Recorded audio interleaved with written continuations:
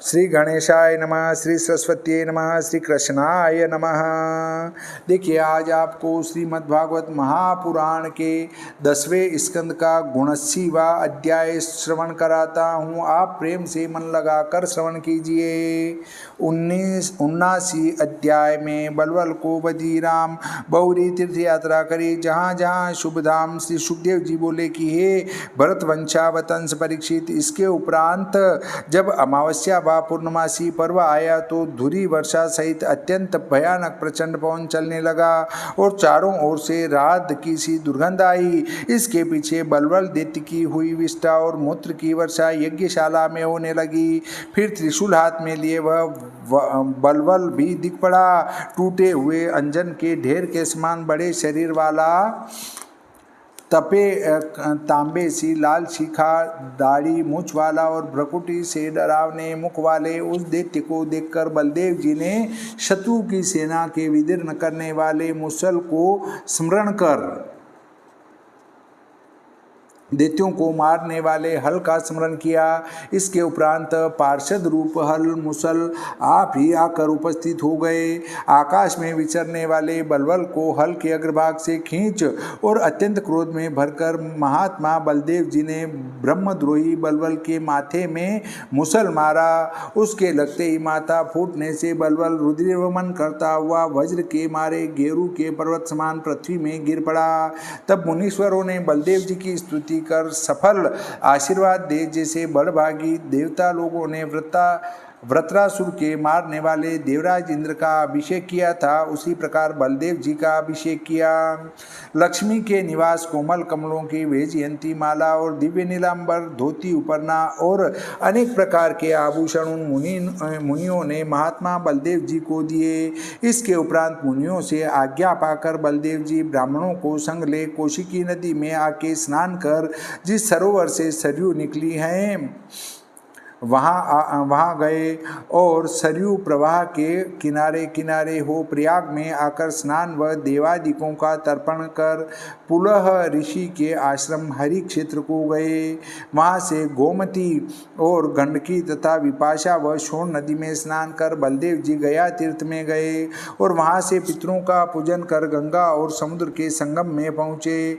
इसके उपरांत महेंद्राचल पर्वत में भृगुवंशावतंस परशुराम जी का दर्शन व प्रणाम कर सप्तगोदावरी वीणा तथा पंपा में जाकर भीमरथी में गए।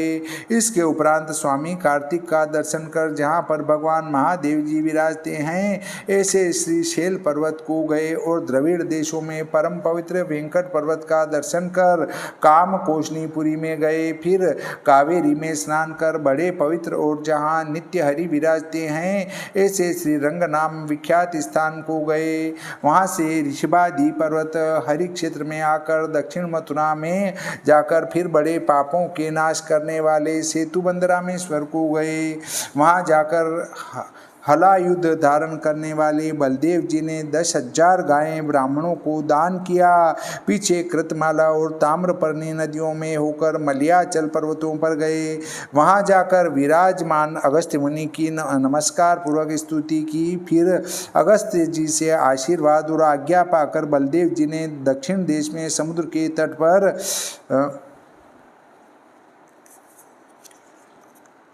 जाकर कन्या नाम दुर्गा देवी का दर्शन किया।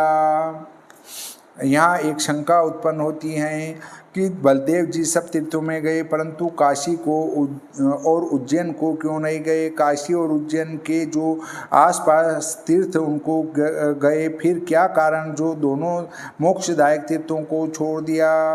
उत्तर ये है कि शास्त्रों में ऐसा लिखा है कि बिना स्त्री के जो मनुष्य अकेला इन तीर्थों में जाए और उनका दर्शन करे तो उसको आधा फल मिलता है। शंका आधे फल में क्या हानि थी, वहाँ का तो किंचित फल परमानंद का देने वाला है। इसका उत्तर ये है कि वहाँ जाने से सब तीर्थों का आधा फल रह जाता, इसलिए नहीं गए क्योंकि यह अकेले ही गए थे, इसलिए संग नहीं थी। बलदेव जी ने विचारा कि स्त्री को संग लेकर आवेंगे तो उस समय काशी और उज्जैन का दर्शन करेंगे, इसलिए काशी और उज्जैन को नहीं गए। काशी और उज्जैन में अगर आप अकेले दर्शन करने जाते हो तो आपने जितने तीर्थ किए हैं उन सब के का फल आधा ही रह जाएगा।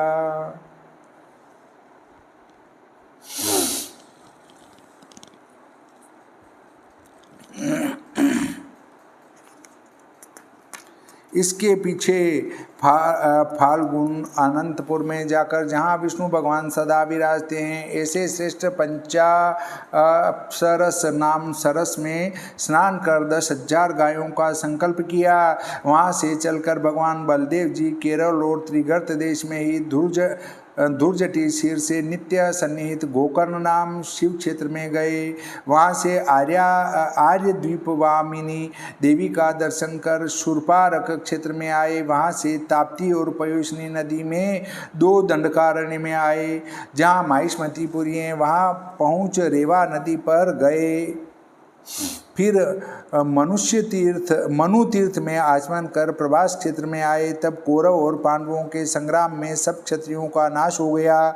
यह ब्राह्मणों का वचन सुन बलदेव जी ने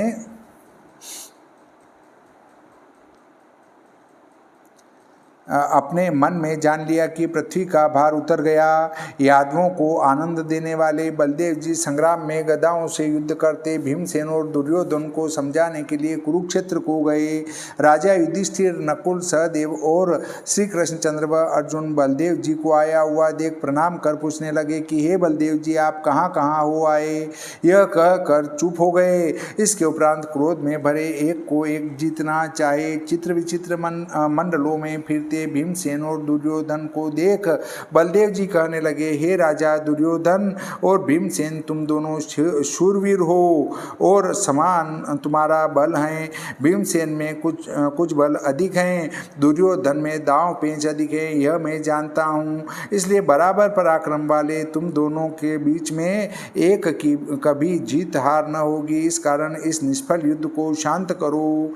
हे राजन, परस्पर कुत्सित वचनों को स्मरण कर वेर में भरे भीमसेन और दुर्योधन ने बलराम जी के प्रयोजन भरे वाक्यों को नहीं माना।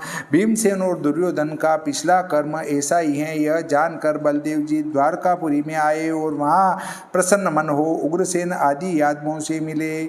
समस्त विरुद्ध रहित यज्ञमूर्ति भगवान बलदेव जी फिर नैमिषारण्य में आए। तब उन्हें आनंद पूर्वक सब ऋषिश्वरों ने यज्ञों से यजन करवाया। तब सामर्थ्यवान भगवान बलदेव जी ने उन ब्राह्मणों को विशुद्ध ज्ञान दिया, जिस ज्ञान से आत्मा में विश्व और विश्व में पुरुष आत्मा को जानता है। यज्ञ करने के पीछे स्नान कर सुंदर वस्त्र आभूषणों से अलंकृत जाति बंधु सुहृदों को संग ले अपनी चांदनी से शोभित चंद्रमा के समान बलदेव जी अपनी स्त्रियों सहित अत्यंत शोभा को प्राप्त हुए।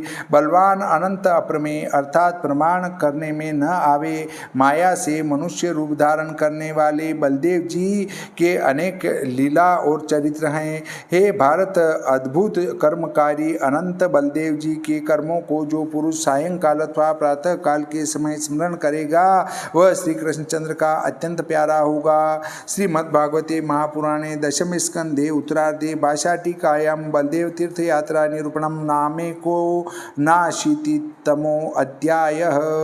श्री गणपति जी महाराज की जय, श्री सरस्वती मैया की जय, श्री रामचंद्र भगवान की जय, श्री बजरंगबली की जय, श्री कृष्णचंद्र भगवान की जय।